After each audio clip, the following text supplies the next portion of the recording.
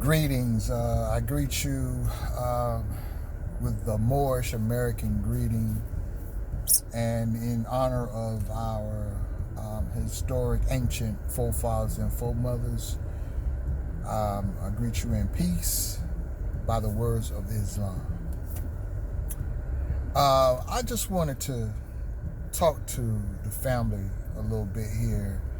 I was watching a video, a panel of music managers, and all of the brothers were Asiatic, so-called black. And so happened that, I believe it was maybe 5 or 4 of them, and they all work for the same label, but they had their own divisions, I guess their own labels that they work for or own or whatever, but it's under the umbrella of the one label.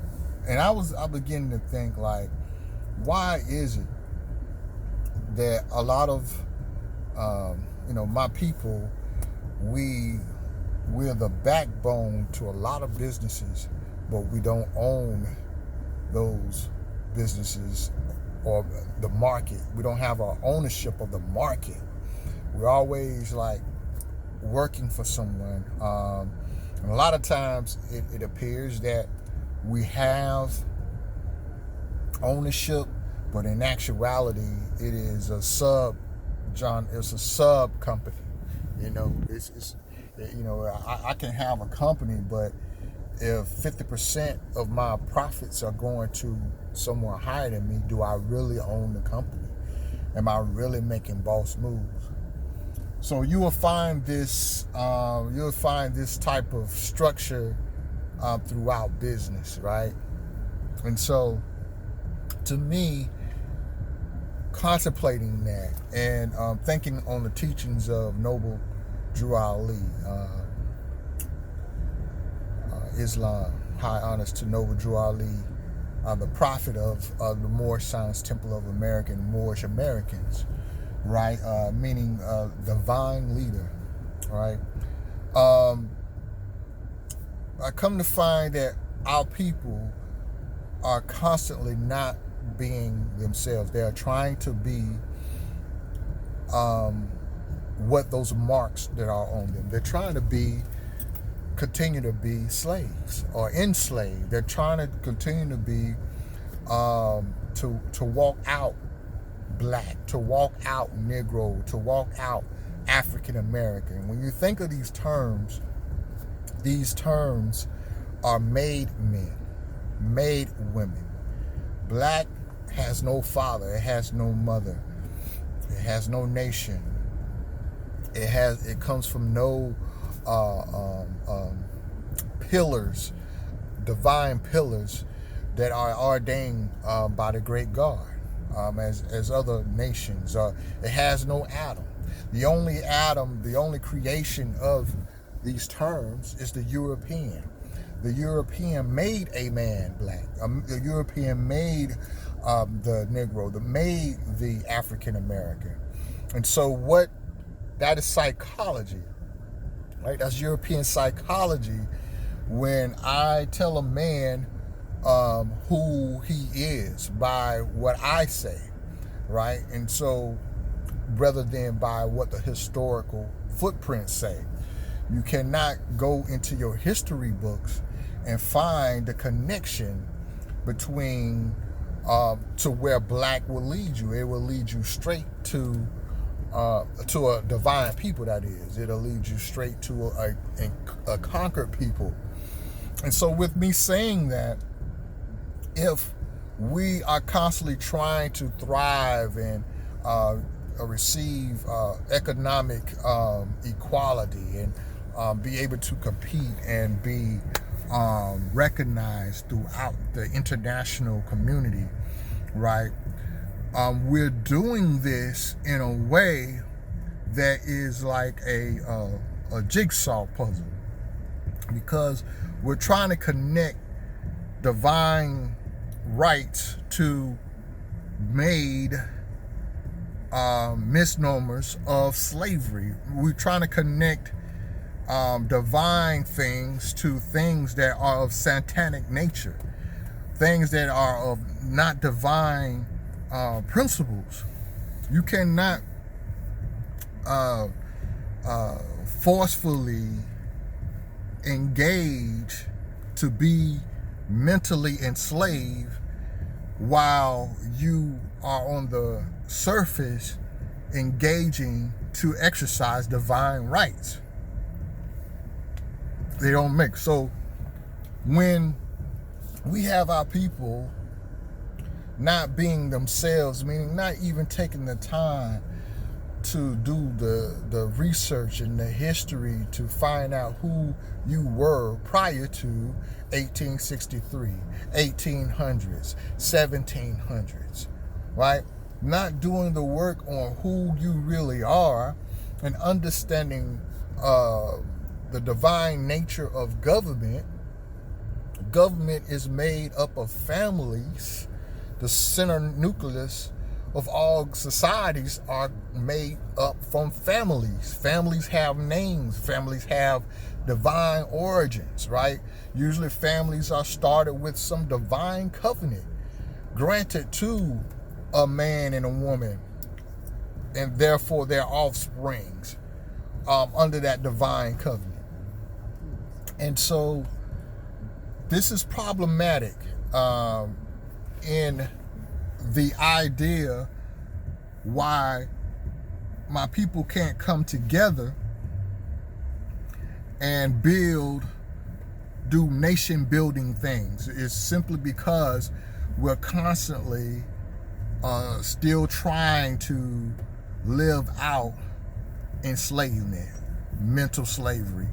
And the reason why I say that is because you're trying to be black. You're trying to live out a culture that is built on mental slavery. You're living out things that you learned that was deep seated in our people during slave period, the slave era. And because you can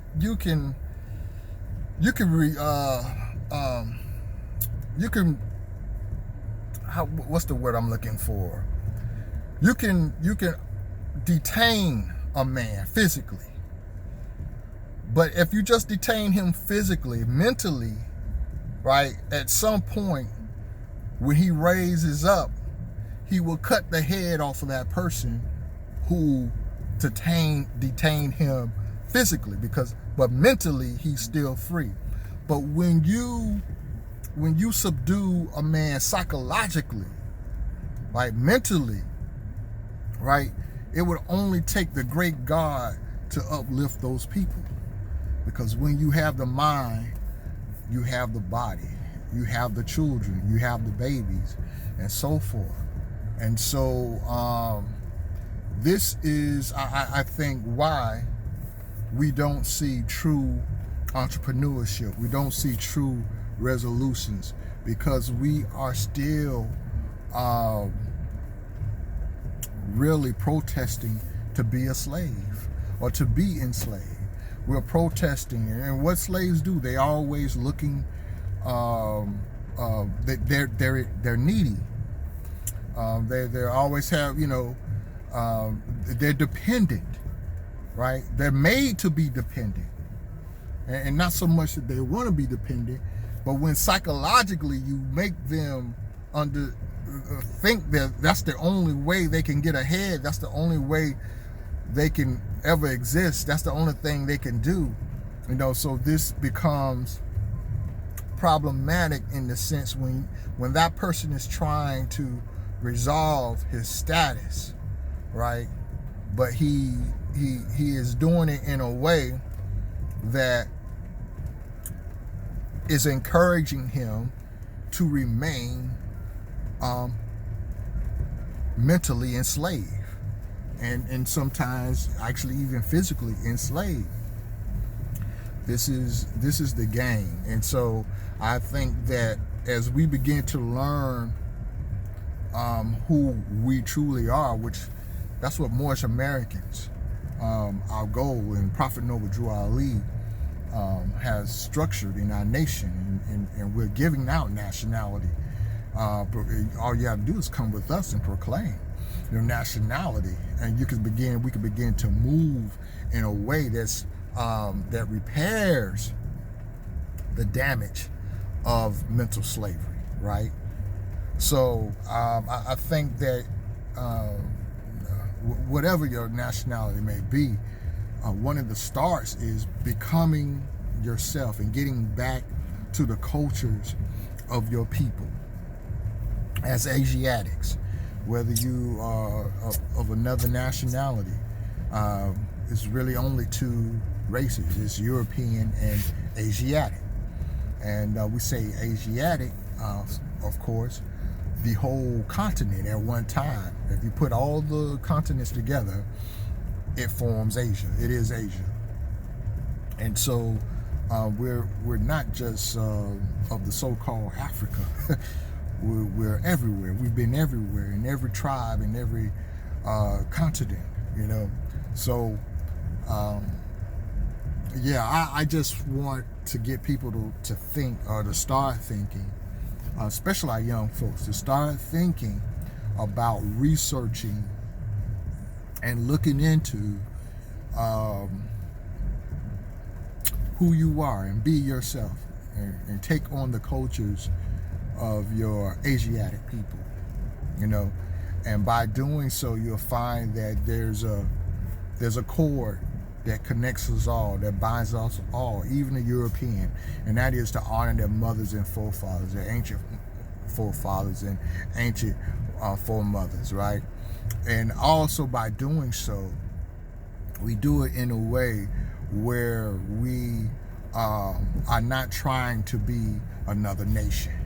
You look throughout Scripture, you look throughout all holy texts, you will see nations fail where they tried to be or started to adopt other nationality, cultures, and traits, right? So it's time for the so-called black man, black woman to raise up, dispel those misnomers of names and those things that connect you to enslavement, and begin to pick up yourself by the help of the great God Allah, to be yourself who God designed you to be before time, you know, and in connection, in the spirit of your forefathers.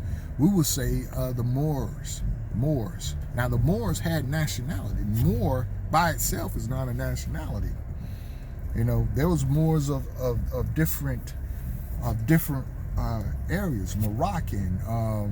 There was, the Moroccans. Of course, it all goes back to Moabites, but even in the whole Mauritania area, you have in the Ghana area, you have Mali. You have, you know, we could go on. Even in the Americas, there were Moors, but these Moors still had a nationality. So some have a misnomer by just naming themselves Moor. That's not it. And so here in the United States, Prophet Noble Drew Ali, he established through the Moorish Science Temple of America, which is a religious and civil, national organization, where we have a government within our body, and we have what we're giving out nationality as Moorish Americans, all right, under the father of Noble Drew Ali, that ties us back to all the many Moors of the many different nationalities across the globe. And so, you know, you can inbox me if you want more information about that. Honors to my sheikh. I'm new to the body of Moorish Science Temple of America, 1928. My sheikh, Ra Sadiel, our grand sheikh. And so, if you want more information on that, certainly you can inbox me regarding that issue. But these are just some of the things I think that as we look at observing why are we still having this conversation, because this Black Lives Matter is not a resolve. We got a president election coming up between Trump, Joe Biden, and Kamala Harris, and you can see that none of the agenda is about the so-called black community. Not in reality, right? And so the fight between them two is really not our fight. We have not made any demands other than the Democratic Party making a demand for, having a female Asiatic. Well, I mean, there should be more demands with that. But when we're not being ourselves, when we're trying to be of the European nation, we can't come together because we're so busy trying to be other nations. And you see, the European understands he can come together on many things, but he at times he will go with the misnomer of white, but at the same time he does not forget his nationality of Irish or German, which is Trump is German, Russian, and so forth. Now this is an important issue because these unseen divine measures are also very well connected to religious orders, and religious orders has the highest law of the land, meaning they are divine laws that's governing these nationalities. So many times you hear the Irish say, "I'm Irish Catholic." I heard an introduction on Joe Biden when they was doing the Democratic convention, and one of the first things they mentioned is about Joe Biden's parents who are Irish Catholic, and they made an emphasis to make sure they put the religious tag to it. And so the thing with the Asiatic folks is that our nearest known religious tag is Islam. Now, there's a lot of debate about that. I'm not getting to the Al-Islam of what we know as today. We're not Arabian. Those are brothers and sisters, but we're talking about the true Islamic. Forgive my tearing up, my allergies and so forth. The true Islamic structure is peace and man being one with God, right? And that is done by the submission to the high laws, to the divine laws of the great God. Everything around you shows it is Muslim, should I say. The tree submits to the laws of the great God. The birds submit to the law of the great God. My eyes, my nose, my mouth, my body submit to the laws of the great God. My eyes cannot all of a sudden say, I want to start being feet. I want to start walking. No, it submits to the great God, to the laws of the great God, divine one. And so it is, the man is the only creature can choose to defy the great laws, the divine laws of the great God. And so Islam is older than the Islam that you're thinking about, as we know, under the reformer Prophet Muhammad, peace be upon him. He did a great work for the Arabian people and for, which are Asiatics, our people. However, Islam predates that. The idea of Islam, actually all religions in its truest sense, is Islam, is Muslim. So that's a whole nother topic, whole nother speech. I'm going on 20 minutes now, so I'm gonna go ahead and close this out. Just wanted to get on here and share a little bit. I think I have some things to share. I'm still gathering and studying to get my thoughts together before I present them in the public. But certainly, I think, again, just summing this up, is that one of our biggest problems with our people is that we are constantly trying to be someone else than ourselves historically.